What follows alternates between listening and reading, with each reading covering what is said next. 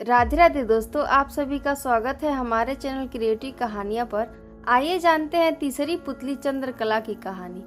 तीसरे दिन जब राजा भोज सिंहासन पर बैठने को हुए तो चंद्रकला नाम की तीसरी पुतली ने उन्हें रोककर कहा, हे राजन, यह क्या करते हो? पहले विक्रमादित्य जैसे काम करो, तब सिंहासन पर बैठना। राजा ने पूछा, विक्रमादित्य ने कैसे काम किए थे?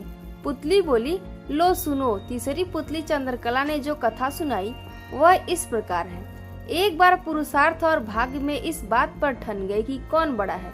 पुरुषार्थ कहता है कि बगैर मेहनत के कुछ भी संभव नहीं है, जबकि भाग्य का मानना था कि जिसको जो भी मिलता है भाग्य से मिलता है, परिश्रम की कोई भूमिका नहीं होती है। उनके विवाद ने ऐसा उग्र रूप ग्रहण कर लिया कि दोनों को देवराज इंद्र के पास जाना पड़ा। झगड़ा बहुत ही पेचीदा था, इसीलिए इंद्र भी चकरा गए। पुरुषार्थ को वो नहीं मानते, जिन्हें भाग्य से ही सब कुछ प्राप्त हो चुका था। दूसरी तरफ अगर भाग्य को बड़ा बताते तो पुरुषार्थ उनका उदाहरण प्रस्तुत करता जिन्होंने मेहनत से सब कुछ अर्जित किया था। इंद्र असमंजस में पड़ गए और किसी निष्कर्ष पर नहीं पहुंचे। काफी सोचने के बाद भी उन्हें विक्रमादित्य की याद आई। उन्हें लगा सारे विश्व में इस झगड़े का समाधान सिर्फ वही कर सकते हैं। उन्होंने पुरुषार्थ और भाग्य को विक्रमादित्य के पास जाने के लिए कहा। पुरुषार्थ और भाग्य मानव वेश में विक्रमादित्य के पास चल पड़े।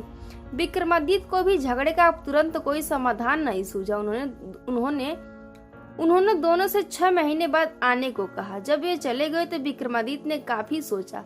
समाधान के लिए वे सामान्य जनता के बीच वेश बदलकर घूमने लगे।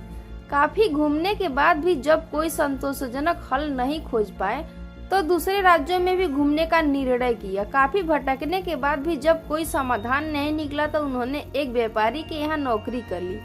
व्यापारी ने उन्हें नौकरी उनके यह कहने पर दी कि जो काम दूसरे नहीं कर सकते हैं वे कर देंगे।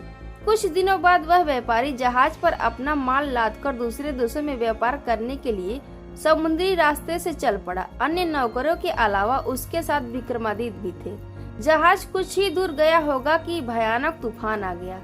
जहाज पर सवार लोगों में भय और हताशा की लहर दौड़ गई। किसी तरह जहाज एक टापू के पास आया और वहां लंगर डाल दिया गया। जब तूफान समाप्त हुआ तो लंगर उठाया जाने लगा, मगर लंगर किसी के उठाए न उठा।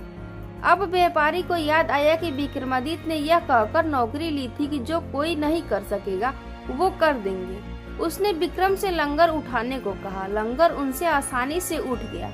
लंगर उठते ही जहाज तेज गति से बढ़ गया, लेकिन टापू पर विक्रमादित्य छूट गए।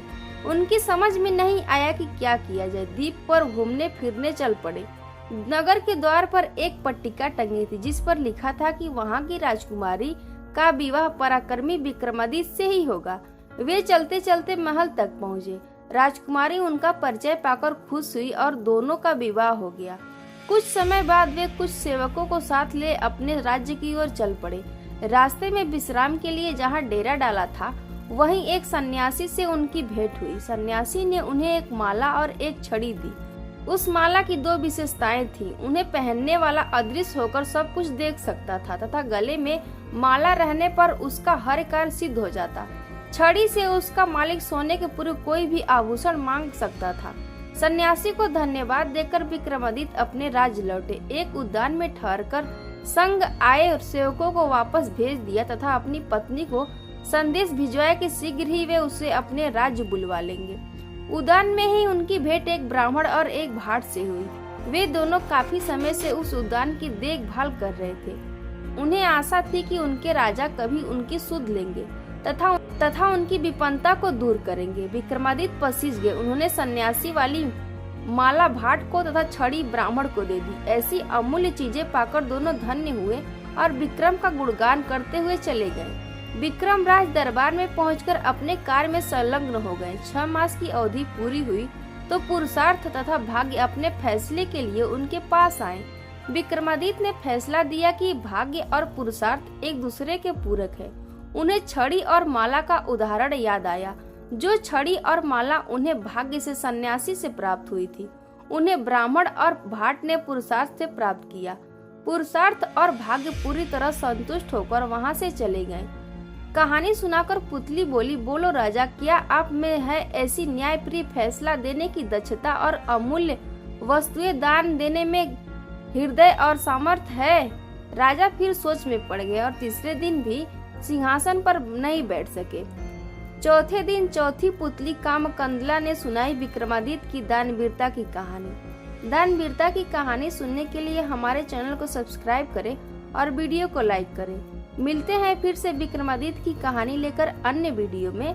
तब तक के लिए जय सीताराम।